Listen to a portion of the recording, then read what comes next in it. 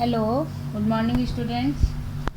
आज अपन स्टार्ट कर रहे हैं role of macro and micro nutrients in plant nutrition. पादप पोषण में वृहत एवं सूक्ष्म पोषकों की भूमिका। अब इसमें देखो अपन ने पढ़ लिए थे अनिवार्य वाले एसेंशियल वाले 17। तो अब यहाँ पे अपन नंबर वाइज देखेंगे कि किसकी कहाँ ज़रूरत है, कहाँ कौन सा वो कंपाउंड या यौगिक बनाता है, फिर उसकी कमी से कौन से रोग हो जाते हैं, या उस पौधे को देख के अपन पता लगा सकते हैं कि इसमें कौन सा जो न्यूट्रिएंट है या पोषक पदार्थ है उसकी कमी है। तो इसलिए जो है अपन स्टार्ट कर रहे हैं। अब देखो सबसे पहले जो है अपन स्टार्ट कर, देखो सबसे पहले अपन ये मैं आपको देखो डायग्राम दिखा रही हूँ। इसमें कार्बन, हाइड्रोजन और ऑक्सीजन तीनों आपको दिख रहे हैं। और ये तीनों ही जो तत्व हैं, खनिज तत्व, ये अनिवार्य तत्व हैं, एसेंशियल हैं। और इनसे क्या क्या बन रहा है, कार्बन डाइऑक्साइड है, ऑक्सीजन है और वाटर है, जल है। तो इस रूप में ये अपने को मिलते हैं। और यहाँ पे अगर हम देखें तो इन प्लांट का मेन जो रोल है वो क्या है, सेल वॉल बनाते हैं ये, और जो साइटोप्लाज्म है उसमें काम में आते हैं। बाकी और भी सारी चीज़ें हैं, जितनी कार्बनिक पदार्थ हैं वो सब इन तीनों से मिलके बनते हैं। अब यहाँ पे देखो, क्योंकि इसकी कमी साधारणतः तो होगी नहीं, और होगी तो प्लांट वृद्धि करेगा ही नहीं, इसलिए इसकी कोई कमी अपन ज़्यादा यहाँ डिस्कस नहीं करेंगे। अपन जो बाकी न्यूट्रिएंट्स हैं उनको अपन लेके चलेंगे। अब देखो सबसे पहले अपन इसमें ले रहे हैं नाइट्रोजन। अब नाइट्रोजन आपको पता है कि पौधों में जो है प्रोटीन बनाने का काम करता है। और अगर अपन एनवायरनमेंट की बात देखते हैं तो लगभग 78% ये मिलता है। लेकिन जो पौधा है वो प्लांट है, वो प्लांट किससे इसको लेता है, इसको सॉइल से लेता है। और किस फॉर्म में लेता है, नाइट्रेट है, नाइट्राइट है, अमोनिया है, अमोनियम है। तो इस रूप में ये जल के साथ इसको अवशोषित करता है। अब यहाँ देखो मैंने आपको चित्र दिखा रखा है, ये डायग्राम है, इसके अंदर आपको सारी चीज़ें दिख रही है कि नाइट्रोजन कहाँ कहाँ जो है इसमें हेल्प करता है। जैसे मान लीजिए कि जितने मेरिस्टेमेटिक टिश्यूज़ हैं जो ऊतक हैं उनमें है, फिर जितनी भी इसमें बड्स वगैरह बन रही हैं वहाँ पर ये यूज़ हो रहा है। अगर आप पत्तियों में देख रहे हो तो क्लोरोफिल फॉर्मेशन में ये यूज़ हो रहा है। तो इस तरीके से इसके बहुत सारे जो हैं यूजेस हैं। अब अगर अपन पौधों में देखें तो बहुत सारे कंपाउंड्स हैं जो यहाँ पे मिलते हैं, जैसे सोडियम नाइट्रेट है, पोटेशियम नाइट्रेट है, अमोनियम नाइट्रेट है, कैल्शियम नाइट्रेट है। और अगर हम इसको देते हैं आर्टिफिशियल या कृत्रिम रूप से तो अपने पास में सबसे जो स्पेशल फर्टिलाइज़र है वो क्या है, यूरिया। तो यूरिया से जो है नाइट्रोजन प्लांट में बहुत ज़्यादा जाती है। फिर उसके बाद में अगर अपन इसके न्यूनता के लक्षण देखते हैं तो डेफिशिएंसी सिम्टम्स, तो अगर ये कम होगा, अब देखो तुम्हारे बुक में बहुत जगह हरिमहीनता या क्लोरोसिस है, लेकिन यहाँ पर अगर आप देखोगे कहोगे तो क्लोरोसिस मतलब क्लोरोफिल की कमी होना या प्रकाश संश्लेषण कम होना। लेकिन सभी में अगर आप देखोगे तो ये हरिमहीनता है वो अलग अलग तरीके के। तो यहाँ पे क्या होगा, पत्तियाँ पूरी पीली पड़ जाएंगी। हरिमहीनता जो है पूरी पत्तियों के जो क्लोरोफिल है वो कम हो जाएगा। और जब क्लोरोफिल नहीं होगा तो उन पत्तियों में अलग अलग रंग दिखने लगेंगे। एंथोसाइनिन जो पिगमेंट है वो बनने लगता है, और पत्तियाँ कैसी दिखने लगती हैं, कभी बैंगनी, कभी गुलाबी, पर्पल, पिंक कलर की दिखाई देने लगती हैं। उसके अलावा इससे क्या होता है, जो फ्लावरिंग है वो फ्लावरिंग भी जो है लेट होती है, और जो प्लांट ग्रोथ है वो भी कम हो जाती है। तो जो प्लांट्स हैं वो कैसे हो जाते हैं, थोड़े ड्रॉफ या बोने हो जाते हैं। फिर उसके बाद में अगर अपन रेस्पिरेशन की बात करते हैं तो रेस्पिरेशन भी इसके कारण जो है कम होता है, और सेल डिवीज़न है वो भी कम होना है। तो ये जो है सबसे, अगर आप देखोगे तो NPK, ये तीन जो हैं वो सबसे ज़्यादा, और इनको अपन क्रांतिक या क्रिटिकल एलिमेंट्स भी कहते हैं, इसलिए जो है ये सबसे ज़्यादा इम्पोर्टेंट है। अब देखो नेक्स्ट है फॉस्फोरस। ये फॉस्फोरस भी जो है सॉइल के अंदर दोनों टाइप में मिलता है, ऑर्गेनिक भी और इनऑर्गेनिक भी। और इसे भी जो प्लांट है वो रूट से जो है एब्जॉर्ब करता है। अब यहाँ पे देखो, अगर अपन आयन्स देखें तो H2PO4 है और HPO4 है। इस आयन में ये यहाँ पर कलेक्ट किया जाता है। अब ये इसलिए इम्पॉर्टेंट है, और आप लोग थोड़ा सा ये जो बुक है, इस बुक में इसको याद भी कर लेना, क्योंकि जब अपन अभी आगे वाले प्रोसेस पढ़ेंगे तो उसमें फिर आप पूछते हो NAD क्या होता है, NADP क्या होता है। तो यहाँ पे इसकी सारी फुल फॉर्म दी हुई है। तो ये सारे के सारे एनर्जी रिसोर्सेज हैं अपने प्लांट में। तो वो सब में कौन यूज होता है? फॉस्फोरस। तो अब ये इसके जितने आपके फुल फॉर्म है इनको याद कर लेना। NAD है, NADP है, ATP है, तो इनको आप यहाँ पर कर लेना। तो फॉर्मेशन में यहाँ यूज होता है। फिर अपन इसके डेफिशिएंसी सिम्टम्स देखते हैं। तो यहाँ पे भी जो है प्लांट्स की जो लीव्स हैं वो बहुत ज़्यादा गहरी आपको दिखाई देगी, डार्क ग्रीन, और कभी कभी ये पर्पल कलर की भी हो जाती है। और ये मानो कि मैच्योर होने से पहले ही जो है लीफ का फॉलिंग स्टार्ट हो जाता है। तो ये भी इसकी एक कमी है। फिर उसके बाद में जो प्लांट्स हैं जिनमें कि सेकेंडरी ग्रोथ होती है, 11 में आपने पढ़ा है द्वितीयक वृद्धि या सेकेंडरी ग्रोथ, और उसके लिए इम्पोर्टेंट क्या होती है? कैम्बियम या एडा। तो इस फॉस्फोरस की कमी से ये एडा की जो सक्रियता है वो भी क्या हो जाती है? कम हो जाती है। फिर उसके बाद में ग्रोथ भी कम होती है, और जो संवहन पूल है या जो वेस्कुलर बंडल है उन बंडल का डेवलपमेंट भी क्या हो जाता है? कम हो जाता है।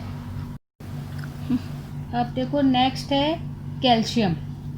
अब ये जो कैल्शियम है, ये कैल्शियम सॉइल में आप केमिस्ट्री में पढ़ते हो ना, आयस की या ओर, तो एपेटाइट है, कैल्साइट है, डोलोमाइट है, तो इस ओर के रूप में ये मिलता है। और कैल्शियम आयन जो है Ca+2, इसमें ये जो है प्लांट इसको एब्जॉर्ब करता है। अब देखो इसका जो मेन जो फंक्शन है वो फंक्शन है कि जो रूट हेयर है उसके डेवलपमेंट को ये कर में हेल्प करता है। फिर जो सेल मेम्ब्रेन है उसकी जो परमेबिलिटी है उस परमेबिलिटी को ये कंट्रोल करता है। अभी जब आप आगे पढ़ोगे तो ये मान के चलो कि कैल्शियम है, पोटेशियम है, सोडियम है, इनको एक्चुअली अपन सेल के कॉइन्स बोलते हैं। जैसे या आप एक तरह से मान सकते हो कि ये मनी है जिनको खर्च करके प्लांट अपने काम करता है। तो यहाँ पर ये चीज़ें। फिर देखो एक और इसका इम्पोर्टेंट है कि ये कार्बोहाइड्रेट है, अमीनो एसिड्स हैं, उनके ट्रांसफ़र में भी बहुत ज़्यादा ये हेल्प करता है। अब इसकी जो डेफिशिएंसी है या जो न्यूनता के लक्षण हैं, तो इसमें भी जो है हरिमहीनता या क्लोरोसिस है। अब वहाँ पे तो जो है पूरी लीफ जो अपन ने जैसे अब नाइट्रोजन में पढ़ा था, तो वहाँ पूरी जो लीफ है वो पूरी की पूरी पीली पड़ जाएगी या पर्पल पिंक कलर की दिखाई देने लगेगी। लेकिन यहाँ पर जो है आपको जो लीव्स हैं उनके जो किनारे हैं, जो बाहर की साइड है, वहाँ पर जो है लीफ आप डायग्राम में भी देख रहे हो कि या पूरी की पूरी जो है येलो कलर की दिख रही है। तो इस तरीके से धीरे धीरे इसमें क्लोरोफिल कम होगा। फिर उसके बाद में इसमें फ्रूटिंग है, जैसे आप यहाँ टमाटो देख रहे हो, तो ये इस पर भी जो है इफ़ेक्ट पड़ेगा। और रूट सिस्टम है वो भी जो है डेवलप ढंग से नहीं होगा। तो इस तरीके से जो है कैल्शियम जो है एक जैसे अपने लिए इम्पॉर्टेंट है वैसे प्लांट के लिए भी इम्पॉर्टेंट है। अब देखो नेक्स्ट है पोटेशियम।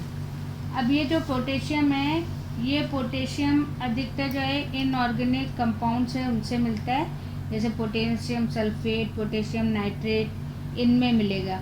और ये जो है जो क्ले सॉइल होती है उस क्ले सॉइल में आपको सबसे ज़्यादा पोटेशियम मिलता है।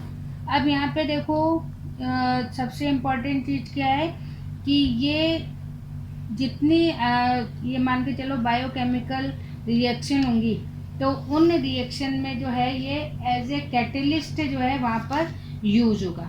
फिर उसके बाद में जैसे अभी आपने रंध्रों का खुलना बंद होना ये वाला भी पढ़ा था, तो उसमें भी जो है पोटेशियम का बहुत इम्पोर्टेंट रोल है।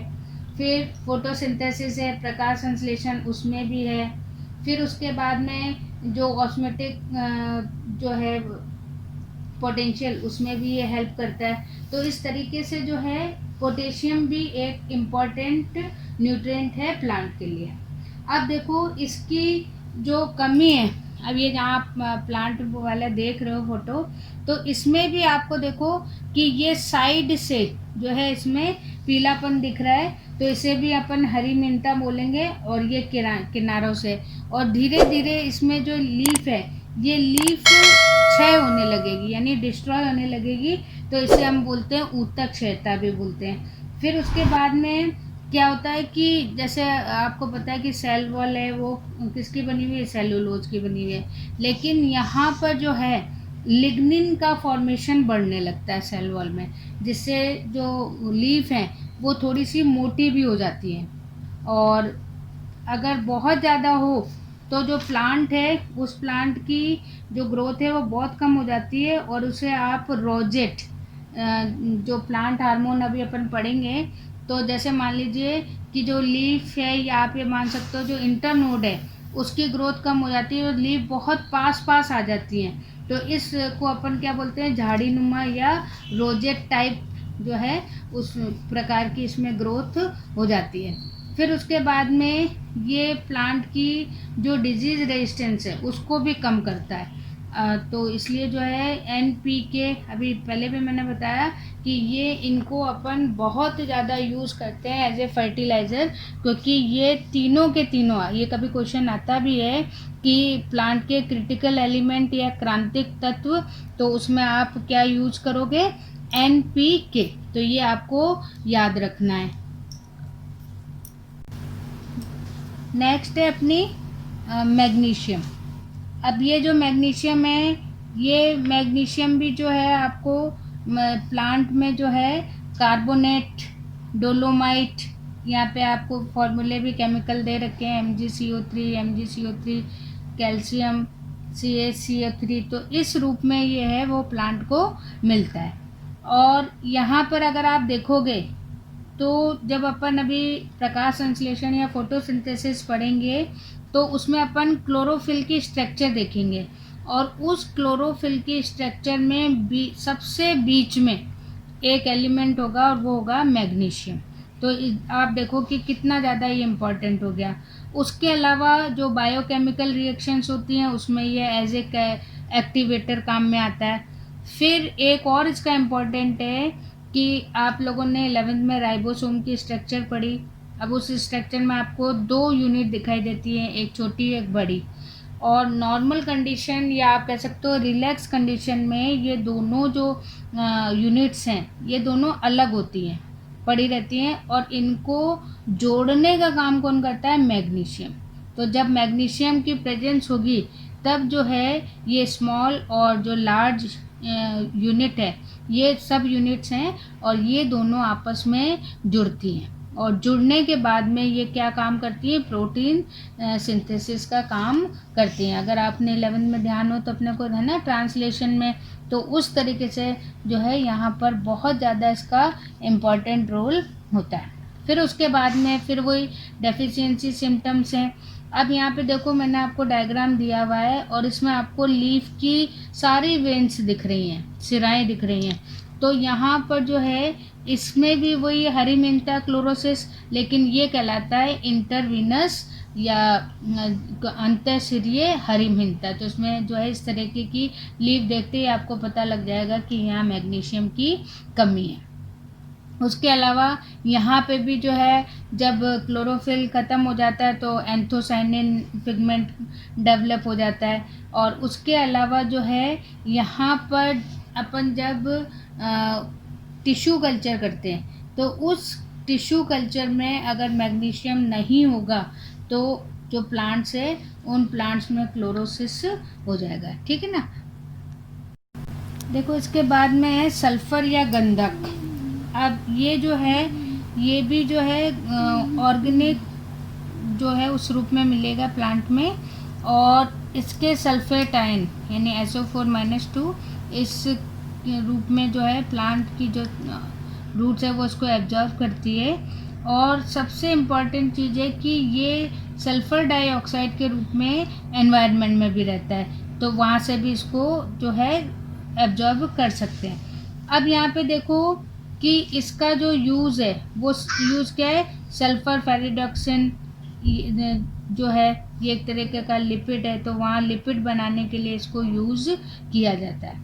फिर अभी इसी चैप्टर में अपने आएगा कि किस तरह से जो लेग्यूमिनस प्लांट्स होते हैं जैसे मटर वगैरह है, उनकी जो रूट्स हैं, और ये आपने 11 में भी पढ़ा था, तो उनकी रूट्स में छोटी छोटी नोड होती हैं, गांठें होती हैं, तो उन गांठों में भी जो बनना है, जैसे राइजोबियम को अट्रैक्ट करने के लिए वो गांठें बनती हैं या नोड बनती हैं, तो अगर सल्फ़र कम होगा तो उनमें नोड भी नहीं बनेगी, तो इस तरीके से वहाँ पर ये हेल्प करता है।